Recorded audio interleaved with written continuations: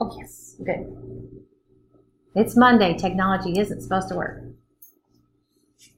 So, you can see the title of this is called the hydrological cycle, just a fancy name for the whole water cycle. So, we're going to talk about how, the sun dries up all the rain, makes those clouds, and then the precipitation comes from the clouds.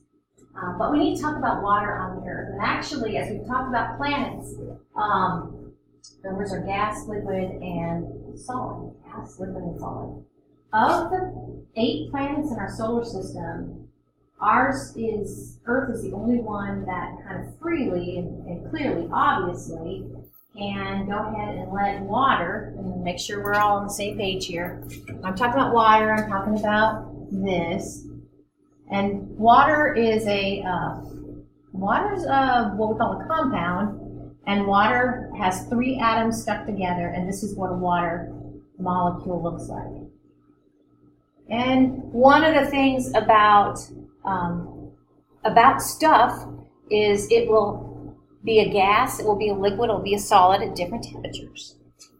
And we're fortunate that on this planet we can get the water in all 3 physical phases. And actually, we think that is important for life. The word is comets there. So not only do we have to have the right temperatures and pressures in order to have the 3 physical phases. By the way, I'll go ahead and put the 3 physical phases of water up here. I'll put S for solid, an L for liquid, and a G for gas. So water can be all of those physical phases. One of the things that I thought was interesting when I first was getting ready to teach meteorology is in this room, and it makes sense, right? In this room right now, we're breathing in air, and air's got a bunch of nitrogen in it, some oxygen, thank goodness, but it's got water. It's got water vapor. It's got water gas particles. Of course, that's what we call humidity, right? What's that going on, right? So I just think that's neat.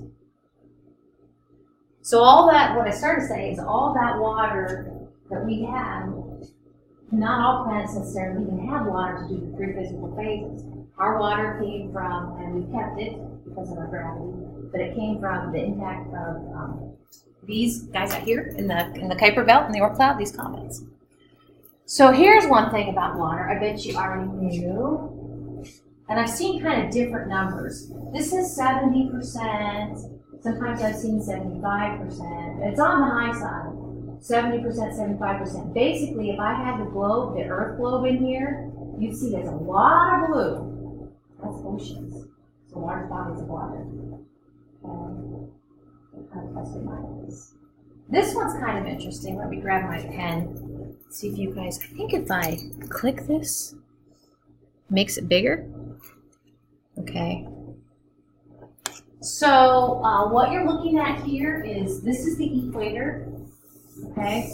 So we have the northern hemisphere and the southern hemisphere. Of course, we're in the northern hemisphere. And the way you read this is where you see the kind of orangish, that's land, and where you see kind of the bluish, that's ocean.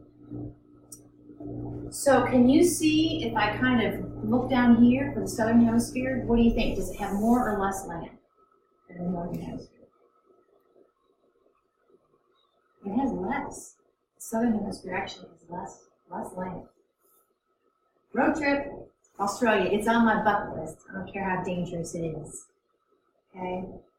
And actually, this has, broadly speaking, and I don't know, probably won't get it into the details of it necessarily, but it impacts kind of the weather in the southern hemisphere. Large bodies of water are a player in what sort of weather pattern you can expect to get. So, most of our planet is liquid water, large bodies of water, and the southern hemisphere has even more than the northern hemisphere.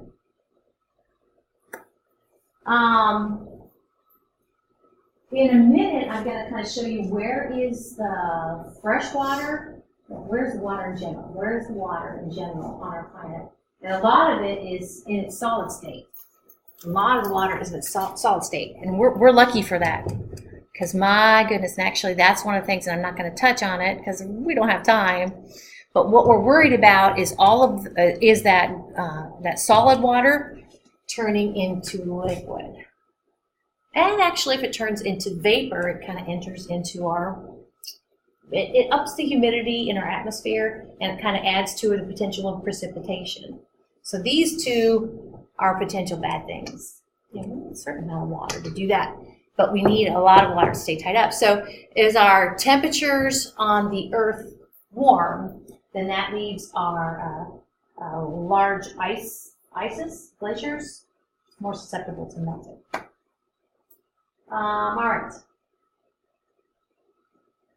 Let's see. The word is, or the number actually, is a percentage down here. Fill in 0 to 4%. So we're going to be talking about humidity, and actually in the lab on Thursday, I think we're going to measure humidity in the room. But all humidity is like how much water vapor is there in this room? Like how would I know? One of the things about humidity, and this took me a while, I know kind of slow, but if you're in the summertime, and you have a glass of cold beverage, iced tea or ice water, and you get a little bit of condensation on the outside of your glass, it just depends so cool. That condensation actually is cute little water molecules that came from the atmosphere. Water just condensing. Anyway, related to water vapor in the atmosphere. All right, so where is Earth's water? This must be liquid water. No, it's not, because I see a glacier down here.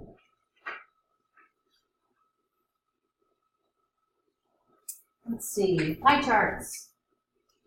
Distribution of Earth's water. Now, I'm thinking this one over here on the far, kind of the upper left. To me, when I see oceans, I think salt water. And there are issues with salt water, and can our bodies use it for our normal functions? And I hope I never get, have you, like some of those books about people getting stranded out in the oceans and all that? So salt water is bad for our bodies. But anyway, so we have most of our water is on Earth is tied up in the oceans.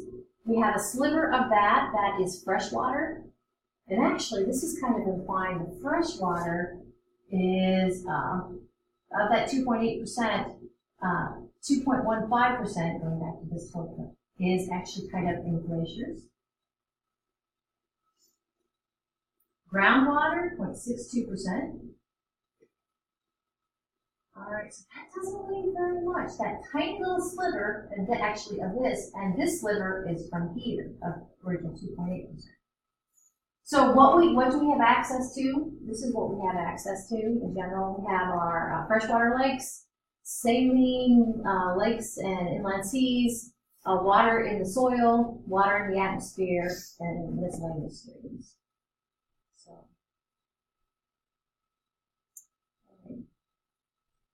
I'm going to show a little video here in a minute. The word is 3 physical phases, and actually I've written the 3 physical phases up here.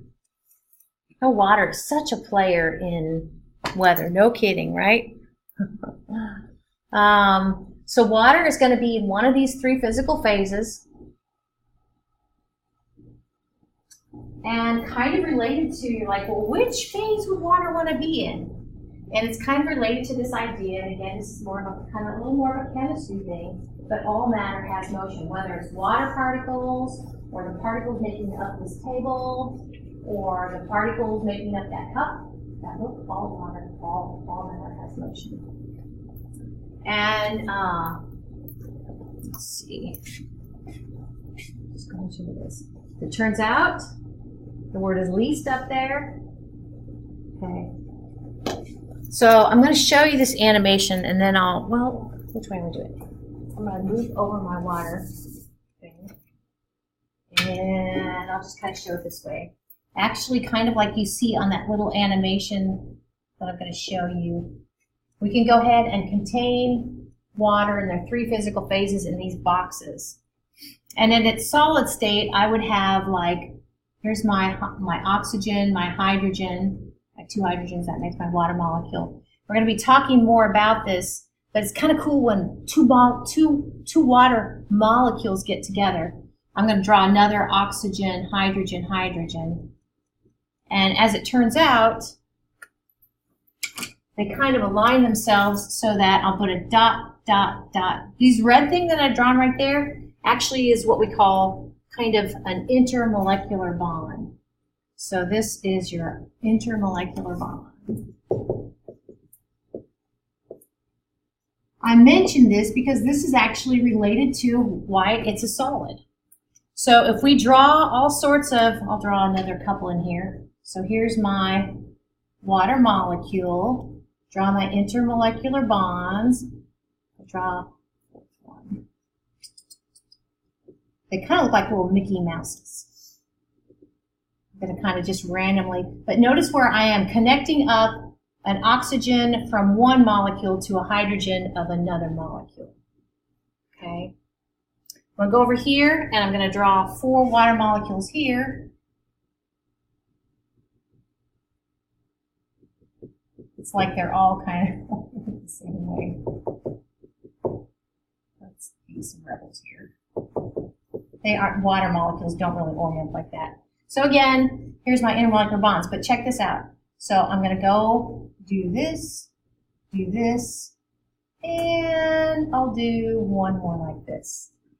So as I've drawn them, you can kind of see where I've got 1, 2, 3, 4, 5, 6, 7, 8 intermolecular bonds. Here I've got 1, 2, 3, 4. I've got 4 intermolecular bonds.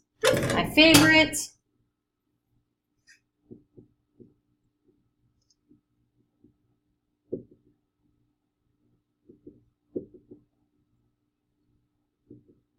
And I'm done. No intermolecular bonds. So it's kind of the deal with it. And on this, when I animate this, you're going to see that all matter has motion. Like, well, how could that matter have motion? It's all stuck together. Well, it has a little bit of probably kind of what we call vibrational motion. This one is more, liquids are sloshy. So it has, they're sloshy actually because they aren't bound to each other as much.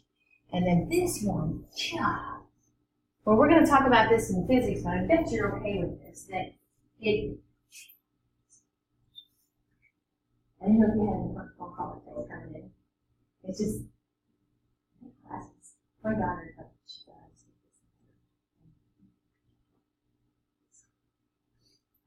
But anyway, yeah.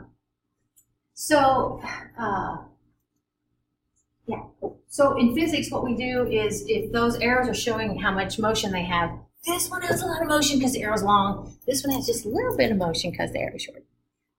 So let's see. The IM stands for intermolecular bonds. Strong IM bonds.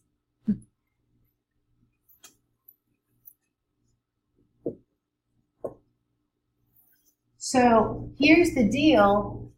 These red things I've drawn in are intermolecular bonds. Specifically, it's kind of a long story, but water is so awesome that it does something extra strong. A special type of intermolecular bond is called a hydrogen bond.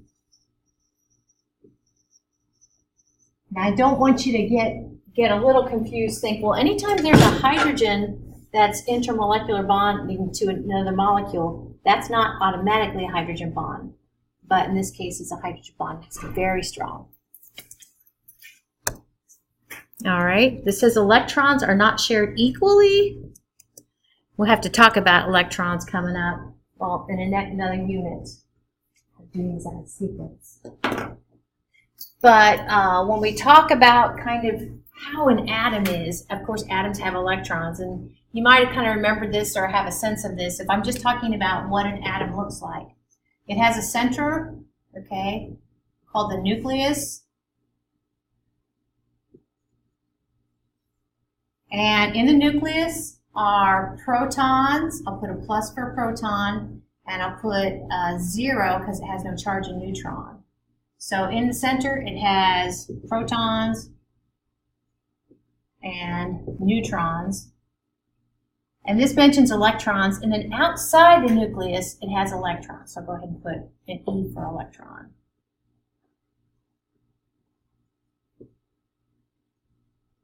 So what this is saying is actually what creates this hydrogen bonding actually is that each water molecule has what we call a partial negative on its oxygen and a partial positive on its two hydrogens. And that's kind of why they like to stick to each other. Because I can bump another one up here, and that's why the oxygens of another water molecule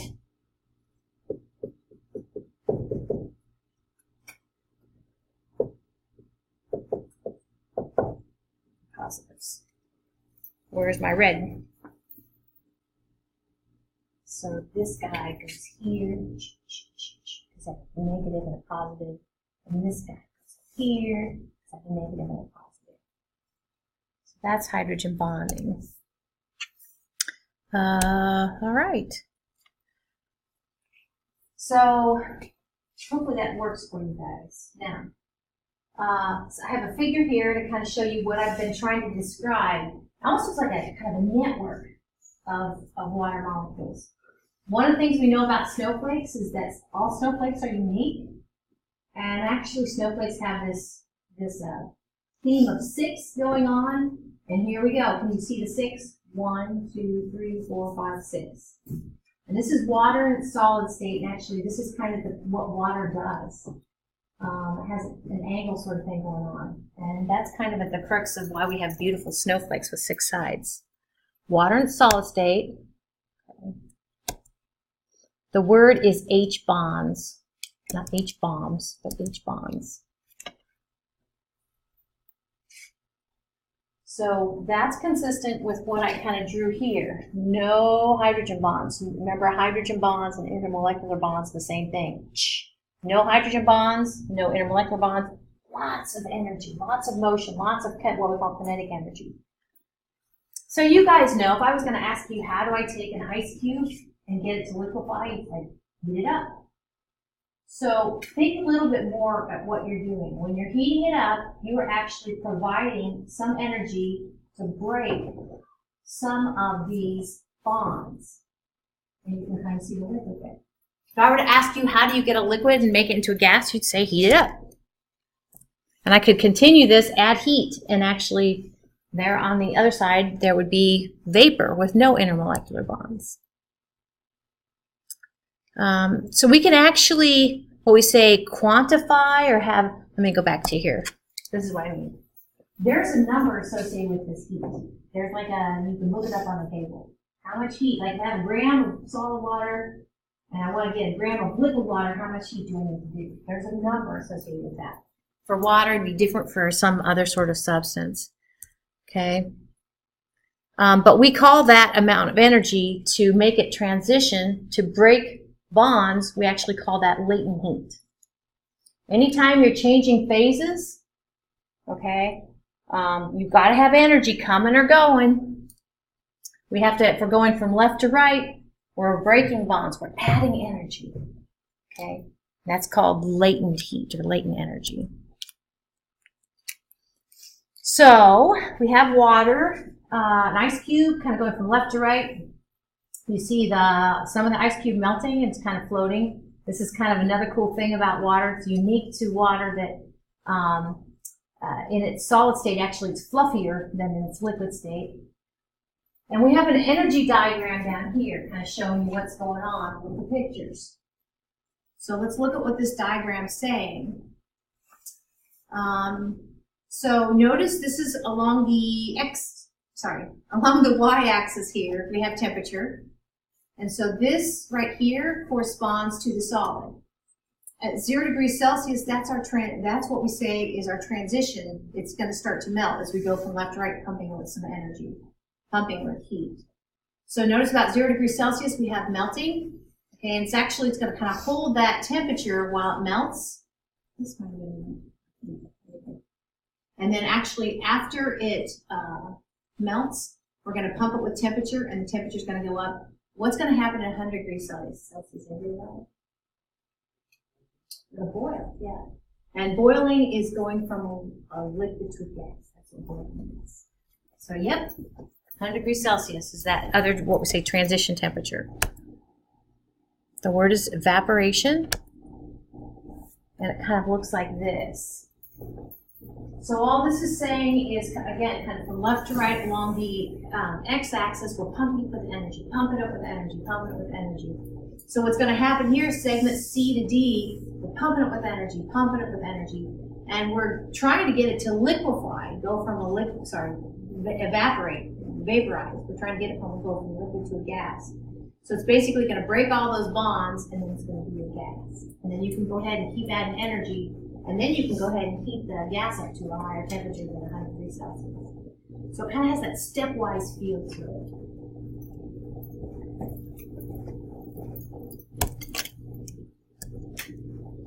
There's one more that actually has to do with if you don't have an ice maker in your freezer at home.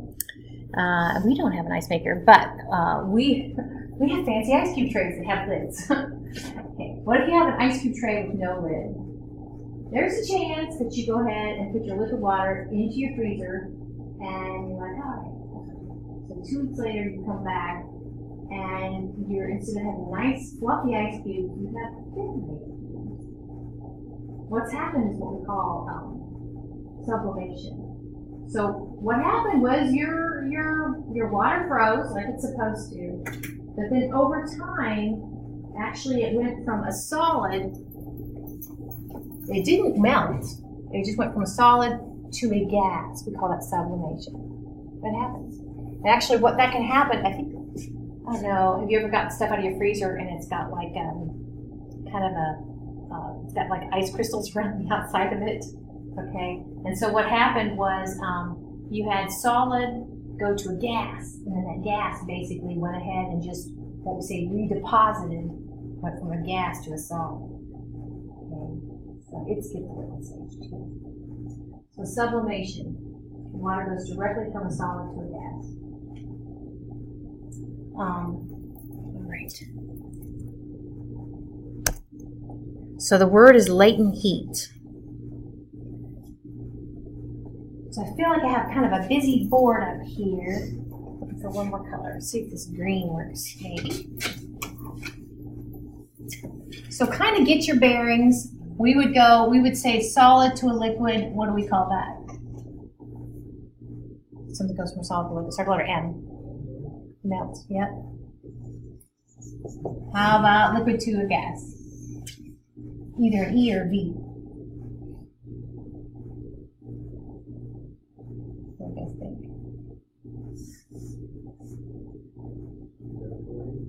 Yep. Evaporation or vaporization. Yep. Evaporate. And in doing this, and then we talked about sublimation, is going from solid directly to a gas. My point is in all of these cases, we're putting energy in, putting energy in, putting energy in. What's the energy doing? It's breaking these intermolecular bonds. All right, so here we go. That's what I call the left to right. The left to right. What do I mean by left to right? Well, I'm talking about solid to liquid, liquid to gas. Because I have my left to right mixed, written up on the board, those 3 physical phases. We're adding heat, we're adding energy. Bonds are being broken. And to me, that's the one that's like most intuitive. Like, I can see adding energy, breaking those bonds. We saw the liquid and then break all the bonds from liquid to gas. This one's a little less intuitive. So as you go from, as I have them up here, solid, liquid, gas. As you go from the right back to the left again, okay, so this is actually energy in, E for energy, in. And as I go from this, because we know we can take a gas and we can condense the gas, we know we can take a liquid and we can go ahead and make the liquid into a solid by cooling it down. As I go from right back to left again, energy is released, energy out. Okay. As bonds are formed, energy is released. In this case, the types of bonds that are formed, you can kind of see the little red, of course we would call gas to a liquid condensation. Okay, and we call liquid to a solid freezing. As you see those bonds being formed, energy is actually going to be released.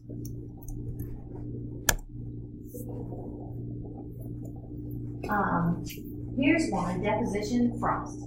Frost is deposition. Also in your freezer, when you have the vapor that maybe came from your ice cream tray, go ahead and solidify on your frozen meat. That is also this kind of, it's like sublimation, but the opposite. It's called deposition. Like at night, if you go to bed and the temperature is 25 degrees Fahrenheit, of course 32 degrees Fahrenheit is freezing. So if you're looking for your grass to do anything, the liquid water to do anything on your grass, it's not going to be, the water in the air to do something on your grass, it's not going to turn into dew, it's going to turn into frost. So how does that do? Well, this is my blade of grass. It basically goes from being a gas to being a solid. And energy is released. Actually, it's kind of a long story, but people in this who grow orchards for the citrus fruit, sometimes they will actually go ahead and sprinkle their fruit with water, knowing that when it transitions from a liquid to a solid, it will release a little heat. That's a little scary. I've actually heard that. It's called, so what we've been talking about is summarized here, I think, pretty well. It doesn't go left to right, doesn't go from left to right necessarily, but it's vertical instead of horizontal. So solids have the most intermolecular bonds, gases have no intermolecular bonds. And as you go from a solid to a liquid to a gas, you're going to actually have to put energy in, okay? So you can kind of see energy in, up arrows. As you go from a gas to a liquid or liquid to a solid, energy is actually going to be released. Now, when we talk about thunderstorms, actually clouds in general, let me find gas, and this is clouds are actually, I can circle this liquid, clouds are actually water, liquid water, or solid water. And as they have become that, they've released a lot of energy. Okay, well that's a good place to stop, I think. So we'll take a running start at this, hopefully on Wednesday. Can't have any more days gone. And we're going to start with the water cycle. I think we kind of remember all we talked about today. Cool. So nothing due on Wednesday.